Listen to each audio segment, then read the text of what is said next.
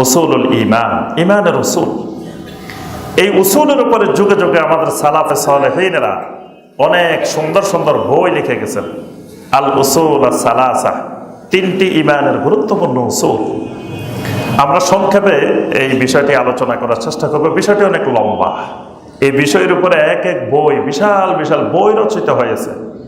তা আমরা একটা খুতবায় অল্প সময়ে আলোচনা করবো, এই জন্য একেবারে সংক্ষেপে মূল পয়েন্টগুলো। একজন মুমিন, তাকে ঈমানের উসুল প্রথমে জানতে হবে, তারপরে তাকে আমল করতে হবে, তারপরে তাকে এই তিন উসুলের দাওয়াত দিতে হবে। তারপরে এই তিন উসুলের দাওয়াত দিতে গেলে অনেক ধরনের বিপদ আপদ কষ্ট আসতে পারে, এগুলোর উপরে সবর করতে হবে। আগে এই চারটা জিনিস মাথায় রাখতে হবে। এক নম্বরে, উসুলুল ঈমান জানার আগে, মানে আমি এখন যে কাজটা শুরু করব, এই কাজের ভবিষ্যৎ কি হইতে পারে এটা আগে চিন্তা ভাবনা করে শুরু করলে পরে আর কষ্ট হয় না। চিন্তা ভাবনা করা ছাড়া, রিসার্চ ছাড়া, গবেষণা ছাড়া একটা কাজ শুরু করে দিলাম, মাঝখানে গিয়ে আমি হাবুডুবু খাবো, কোন দিকে যাব, কি করব, আমি তার পাবো না। এজন্য উসুলুল ঈমান জানার আগে আমাকে জানতে হবে যে আমার এই উসুলুল ঈমান জানার পরে আমার কি কি কাজ, কি কি সমস্যা হতে পারে। উসুলুল ঈমান প্রথম জানতে হবে, এটা এক নম্বর কাজ। দুই নম্বর কাজ, জানার পরে এটার উপরে আমল করতে হবে। তিন নম্বর কাজ, তিন উসুল নিয়ে বসে থাকা যাবে না, তিন উসুলের দাওয়াত দিতে হবে। আমাদের দেশে দাওয়াত চলে কয় উসুলের, কিন্তু ঈমানের উসুল হলো তিনটা, দাওয়াত হবে তিন উসুলের। যেই তিন উসুল মুহাম্মদ রাসূলুল্লাহ সাল্লাল্লাহু আলাইহি ওয়াসাল্লাম নির্ধারণ করে দিয়ে গেছেন, ঠিক করে গেছেন, কিয়ামত পর্যন্ত এই তিন উসুলের দাওয়াত চলবে। কিন্তু এখানে চতুর্থ নম্বরে একটা কথা মনে রাখতে হবে, ছয় উসুলের দাওয়াত দিলে আমাদেরকে বাসা থেকে বিরিয়ানি রান্না করে এনে, পোলাও কোরমা ভালো ভালো খাবার রান্না করে এনে মসজিদে খাওয়াবে। কিন্তু তিন উসুলের দাওয়াত দিতে গেলে মায়ের খাওয়ার সম্ভাবনা আছে। তিন উসুলটা খুব জটিল। এই জন্য যুগে যুগে আম্বিয়া আলাইহিমুস সালাম যেখানে দাওয়াত দিতে গেছেন, ওই এলাকার লোকেরা মেহমানদারি করে নাই। ওই এলাকার লোকেরা মারি পিটাই ওই এলাকা থেকে নির্যাতিত করে আম্বিয়া আলাইহিমুস সালামকে বের করে দিয়েছেন, সাহাবায়ে কেরামকে বের করে দিয়েছেন, তাবেঈনে কেরামদেরকে বের করে দিয়েছেন। যুগে যুগে এটা ইতিহাস সাক্ষী। কারণ এই তিন উসুলের দাওয়াত যখন আমরা দিব, তখন এটা সমাজের অনুকূলে হবে না, সমাজের প্রতিকূলে হবে। আর যখনই মানুষের চিন্তা চেতনার, আকীদার চিন্তা চেতনার প্রতিকূলে যাবে, তখন তারা পিটাই মসজিদ থেকে বেরও করে দিতে পারে। এই জন্য আগে থেকে খেয়াল রাখতে হবে যে এই তিন উসুলের দাওয়াত দিতে গেলে অনেক কষ্ট বিপদ আপদ আসবে, এটার উপরে সবর ধরতে হবে। এই জন্য আল্লাহ রাব্বুল আলামিন আমাদের সামনে সূরা আল আসরটা নাজিল করে দিয়েছেন। ইমাম শাফি রাহমাতুল্লাহ আলাইহি বলেন যে একজন উসুলুল ঈমানের দাওয়াত দানকারী, একজন দাঈ ইলাল্লাহ, তার জন্য কোরআনে কারিমের যতগুলো সূরা নাজিল হয়েছে, আমার কাছে মনে হয়েছে যে এই সূরা আল আসরটা ওই দাঈ ইলাল্লাহর জন্য যথেষ্ট। সুবহানাল্লাহ। আল্লাহ পাক এখানে বলছেন, ওয়াল আসর ইন্নাল ইনসানা লাফি খুসর ইল্লাল্লাযীনা আমানু ওয়া আমিলুস সালিহাত ওয়া তাওয়াসাউ বিল হক ওয়া তাওয়াসাউ বিস সবর। সুবহানাল্লাহ। আল্লাহ পাক সময়ের, যুগের, আসরের কসম করে বলছেন সমস্ত মানুষ ক্ষতিগ্রস্ততার মধ্যে আছে। ইল্লাল্লাযীনা আমানু, ওই মানুষগুলো বাদ দিয়ে যারা ঈমান এনেছে। কিসের উপরে ঈমান এনেছে?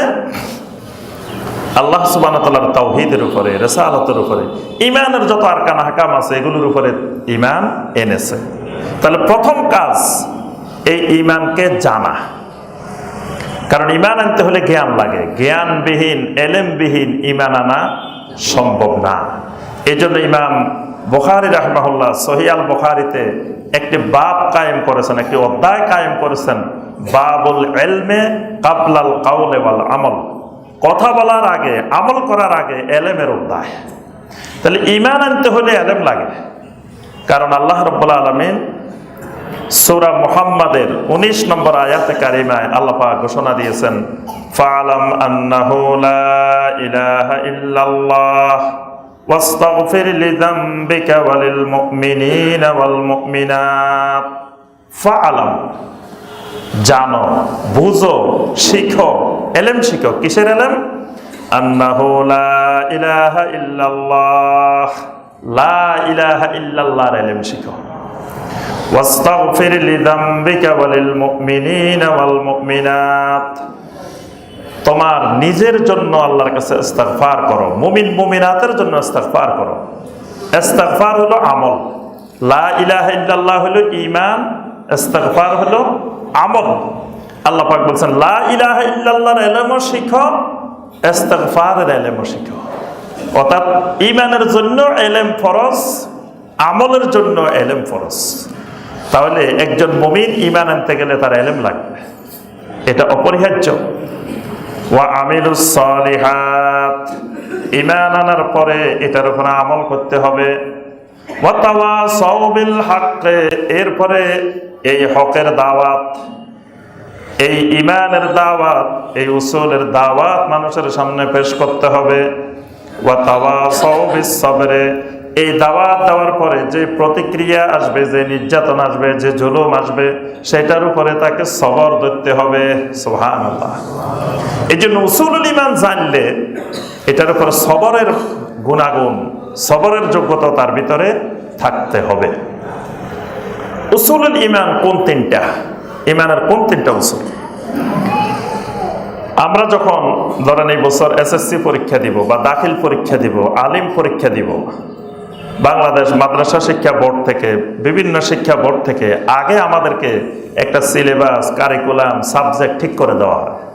বলে দেওয়া হয় যে তোমাদের 10টা বিষয় পরীক্ষা হবে, বাংলা 100 নম্বর, ইংরেজিতে 100 নম্বর, এটা 100 নম্বর, এই বিষয়ে এই সিলেবাসের অনুসরণে এই বই ফলো করবা, এটা করবা, এইভাবে তোমাদেরকে পরীক্ষা দিতে হবে, সময় থাকবে এতক্ষণ, আর তোমার এই সাবজেক্ট পরীক্ষাগুলো দিতে হবে। এখন পরীক্ষা হবে যে সাবজেক্টের, আমি ওই সাবজেক্টগুলো লেখাপড়া না করে আমি অন্যান্য সাবজেক্টের লেখাপড়া করলাম 1 বছর 2 বছর ধরে, তাহলে যেমন পরীক্ষার হলে গিয়ে আমার পক্ষে পাশ করা সম্ভব না, আল্লাহ রাব্বুল আলামিন একজন মানুষকে পৃথিবীতে পাঠানোর পরে যখন ফাইনাল পরীক্ষাটা নেবেন, ওই পরীক্ষার যেই সাবজেক্ট, ওই সাবজেক্টগুলোই হলো ঈমানের উসুল। তাহলে কবরে যে পরীক্ষাটা হবে আমাদের, এটার ব্যাপারে তো কোনো সন্দেহ নেই, পরীক্ষা তো সবারই হবে। কয় সাবজেক্টের পরীক্ষা? জি, 3 সাবজেক্টের পরীক্ষা।